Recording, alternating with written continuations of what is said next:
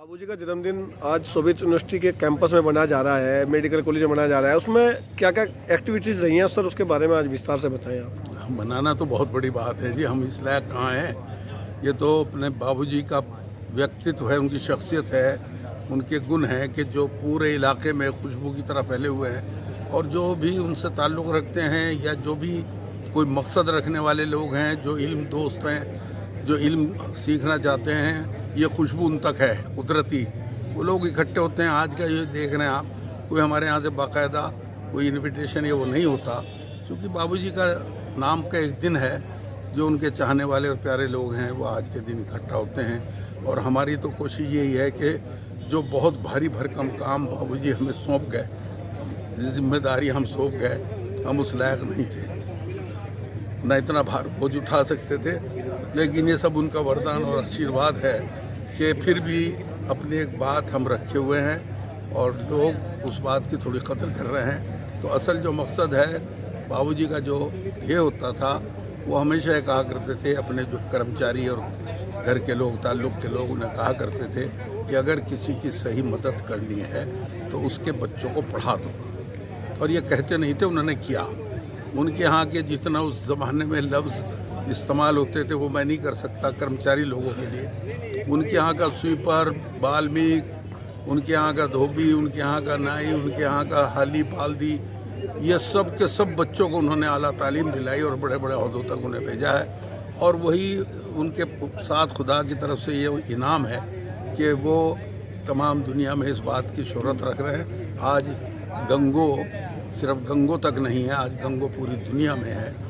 और बहरहाल ये हम भी फ़ख्र करते हैं कि चूँकि हम भी इस महान मिशन से जुड़े हुए हैं। बाबूजी ने बहुत मौके दिए, बहुत सम्मान दिया, बहुत इज़्ज़त दी, तो हम तो उसका ज़रा भी शुक्र अदा कर दिया शोभित। अच्छा, जैसा पिछले रहे थे, जो विस्तार से आप एक्टिविटी कराते हैं, उसके थोड़ा विस्तार से उसके बारे में बताएं। असल में क्या कि बाबूजी हरफन थे। उनका ये देखिए कि ये जहाँ हम खड़े हैं, कैंपस बन गए, ये उनका बाग था और बड़ा खूबसूरत बाग था। हम इसको अपना पिकनिक स्पॉट कहा करते थे। बड़े बड़े अफसर लोग, हमारे बच्चे, रात में हमारे यहाँ जो बच्चे पढ़ते थे, क्योंकि स्कूल कॉलेज वगैरह उस वक्त यहाँ HR के अलावा नहीं थे, तो बच्चे हमारे यहाँ पढ़ते थे बैठक पे। बाबूजी के घर में भी पढ़ते थे। बाबूजी हमारे यहाँ तशरीफ़ लाते थे बच्चों को पढ़ाने के लिए।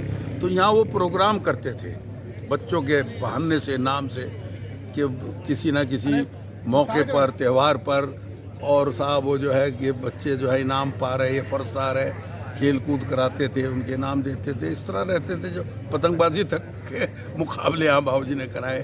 तो वो जो चीज़ें उसकी थोड़ी सी याद में और उनकी थोड़ी सी हिरस में हम लोग ये करते हैं कि खेल भी हों, गोष्ठियाँ भी हों, विचार भी आए, और इस तरह के जो है सेमिनार भी हों। और असल सब चीज़ें जो है वो शिक्षा से जुड़ी हुई हैं। क्योंकि मेरा एक कहना होता है कि शिक्षा जो है वो अनुशासन रीढ़ की हड्डी है। लेकिन अनुशासन क्लास में नहीं आएगा। सामने ठीक है बच्चे बैठे हुए हैं ढंग से, लेकिन मेरे कई साथी ऐसे थे कि पीछे बैठे हुए डेस्क पे टीचर का कार्टून बना रहे हैं तो टीचर को क्या पता पिछला क्या कर रहा है। तो वहाँ पे विद्या आएगी, ज्ञान भी नहीं आएगा। क्लास में विद्या आएगी, लेकिन अनुशासन के लिए आपको फील्ड में आना पड़ेगा, खेल में हिस्सा लेना पड़ेगा, स्पोर्ट्स में आना पड़ेगा, तो अनुशासन आएगा। और एक हमारे यहाँ जो हिचकिचाहट होती है, आमतौर से कहा जाता है गांव देहात के, उसके लिए मेरा अपना एक तजर्बे की बात है कि स्टेज पे आना पड़ेगा।